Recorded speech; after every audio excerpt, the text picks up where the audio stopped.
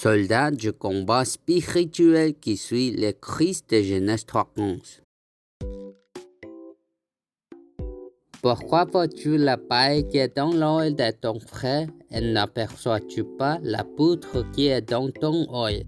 Ou comment peux-tu dire à ton frère, laisse-moi ôter une paille de ton œil, toi qui as une poutre dans le tien?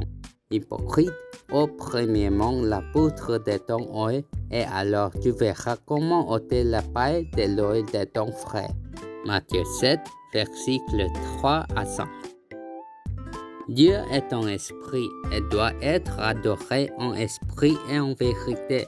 L'homme, créé à l'image de Dieu, à l'origine un esprit, est aussi un être spirituel. Les adorateurs ne réussissent dans l'adoration que lorsque l'esprit de Dieu est en eux.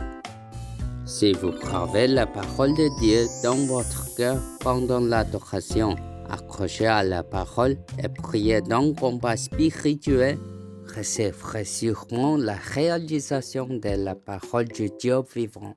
Si vous êtes un enfant de Dieu qui accepte et croit Jésus comme Christ, recevant son amour sur la croix selon les Écritures d'aujourd'hui, arrêtez de faire les œuvres du diable qui a asservi votre âme, cœur et esprit. Par le combat spirituel, faites de vous la personne charismatique de l'Évangile qui ne se bat pas contre votre frère, ne devient pas jalouse ou calomnieuse. Jésus est le Christ. Nous sommes enfants de Dieu. Tous les problèmes sont finis. Satan, va-t'en, rempli du Saint-Esprit. L'histoire d'aujourd'hui parle de Barnabas qui a sauvé et aidé tout le monde avec l'amour du Christ. Barnabas est vécu comme le leader du rêve de Dieu, l'évangélisation du monde, et a aidé Paul, qui a été transformé par la rencontre avec le Christ et a fait de lui un merveilleux évangéliste. Le nom original de Barnabas est Joseph, et il était l'un des 70 disciples qui ont suivi Jésus. Barnabas, qui signifie « fils de consolation », a bien servi la première église de Jérusalem et a été un consolateur pour les apôtres et les disciples. Il a un cœur qui aime les hommes. Alors, il vendit son champ et donna l'argent aux apôtres pour qu'ils les répartissent selon les besoins de chacun. Il fut donc loué d'être un homme bon et d'être rempli du Saint-Esprit et de foi. Dans l'Église primitive, les disciples prêchaient que Jésus de Genèse 3:15 était le Christ, le Messie. Au même moment, le diacre chrétien a été lapidé par les Juifs alors qu'il prêchait Jésus-Christ de Genèse 3:15, qui a détruit les pouvoirs du péché, mort, enfer et Satan, qui nous liait au péché originel de quitter Dieu.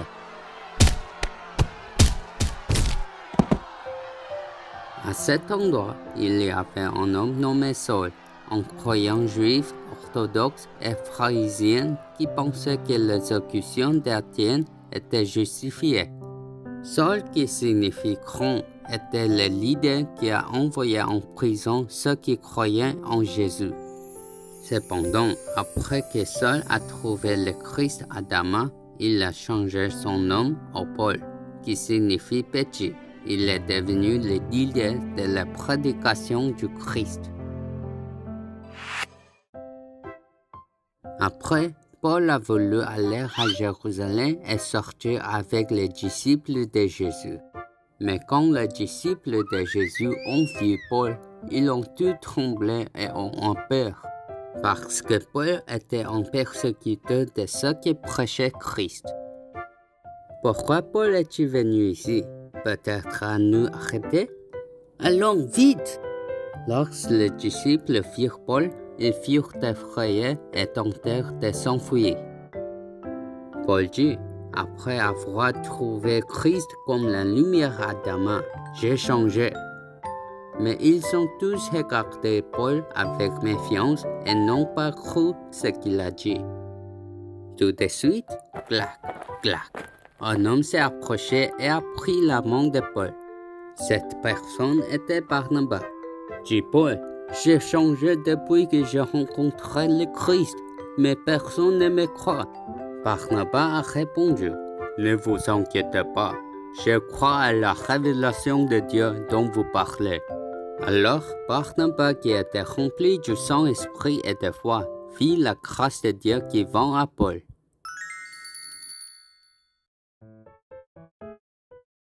Et Barnabas conduisit Paul vers les apôtres et les disciples de l'église de Jérusalem. Lorsque les disciples virent Paul, ils furent surpris et dirent, « Barnabas, Paul était l'horrible personne qui nous a tourmentés. Pourquoi l'avez-vous amené ici ?» Barnabas a répondu, « Paul, mon ami, est l'homme choisi par Dieu pour prêcher l'évangile aux gentils, rois et les enfants d'Israël. Donc, travaillons maintenant ensemble pour répandre l'évangile. » Les disciples de Jésus ont été surpris lorsque Barnabas a dit qu'il prêcherait l'évangile avec Paul. Mais écouter les paroles de Barnabas leur a rappelé Jésus, qui nous a pardonné par son amour rédempteur de la croix. Ainsi, le cœur des disciples qui est Paul fondit. Cependant, lorsque les Juifs hellénistes ont essayé de tuer Paul, qui prêchait l'évangile, il est descendu à Tarse. Lorsque l'Église a subi de grandes tribulations et persécutions dues au martyre d'Étienne, les disciples se sont dispersés et sont allés à Antioche et ont prêché l'Évangile. Enfin, l'Église a été établie à Antioche. En entendant les rumeurs que nombreuses personnes croyaient et retournaient au Christ, l'Église de Jérusalem envoya Barnabas à l'Église d'Antioche. Barnabas alla à l'église d'Antioche et dit aux disciples du Seigneur, « Restez avec le Christ dans l'église avec un cœur fort. » Et il est allé à Tarse pour trouver Paul. Après avoir amené Paul à l'église d'Antioche, il a enseigné la parole de Dieu pendant un an. Paul et Barnabas enseignaient aux disciples d'Antioche que le secret du combat spirituel. Au nom du Christ, la postérité de la femme de Genèse 3:15 écrase la tête de Satan, l'ancien serpent. Ainsi, les disciples avec le Christ dans l'église d'Antioche étaient appelés chrétiens. Le Saint-Esprit a dit de mettre ses mains sur les têtes de Barnabas et Paul qui servaient l'église à Antioche et de les envoyer comme missionnaires. Enfin, comme les premiers missionnaires, les deux ont fait leur premier voyage missionnaire pour répandre l'évangile biblique partout. Ce voyage missionnaire est devenu base pour répandre l'évangile dans le monde entier. Barnabas a toujours réconforté les gens en disant « Parce que le Dieu vivant nous a donné le pouvoir au nom du Christ, nous n'avons rien à craindre. » Et à partager ce qu'il avait. Chaque jour, au nom du Christ, la postérité de la femme de Genèse 3:15, il détruisit les œuvres du diable dans son cœur, brisa les malédictions et les désastres, et mena les combats spirituels pour profiter d'Emmanuel étant avec Dieu. Par conséquent, il n'a pas dit que les erreurs par Paul dans le passé étaient mauvaises. Au contraire, il a vu les plans de Dieu en Paul et entendu son âme avec amour. Finalement, il a recommandé et aidé Paul à tous les apôtres et disciples afin qu'ils puissent commencer comme les premiers missionnaires pour l'évangélisation du monde. L'apôtre Paul croyait avec zèle en Dieu dans le passé et était pur selon la loi. Cependant, il était incapable d'ouvrir ses yeux spirituels pour voir les activités de Satan. Par conséquent, lié par le pouvoir de Satan, il est devenu un menteur et un serviteur avide du diable toute sa vie. Un meurtrier est le leader du massacre des personnes créées pour Jésus-Christ. Après avoir vu la lumière de Jésus-Christ sur la route à Damas, pour arrêter ceux qui croient en Jésus. Il a ouvert ses yeux spirituels pour voir les activités de Satan. Paul, qui a finalement ouvert ses yeux spirituels, considérait tout il était fier dans le monde comme un gaspillage.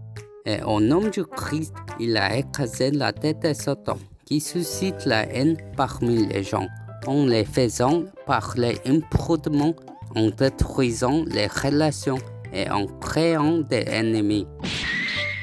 Par conséquent, il est devenu un merveilleux évangéliste qui aime et sauve tous les hommes, et jouit du statut et de l'autorité de devenir un enfant de Dieu. Le diable vous disant que vous ne mourrez jamais, mais Dieu dit que vous mourrez sûrement. Le diable vous dit de manger les fruits, mais Dieu dit de ne pas les manger. Le diable vous murmure de vous asseoir sur le siège de Dieu, mais la Bible dit de vous soumettre à la parole de Dieu. Maintenant, nos enfants qui ont été appelés par Dieu doivent vivre comme des soldats dans la guerre spirituelle qui vont le diable, Satan et les mauvais esprits qui nous empêchent de nous soumettre à la parole de Dieu avec la puissance du Christ de Genèse 3:15. C'est pourquoi je vous bénis pour devenir le sommet spirituel de l'évangélisation du monde qui ne suit que le Christ de Genèse 3:15, qui a écrasé la tête de Satan, sauvant et aidant tous les hommes avec l'amour du Christ.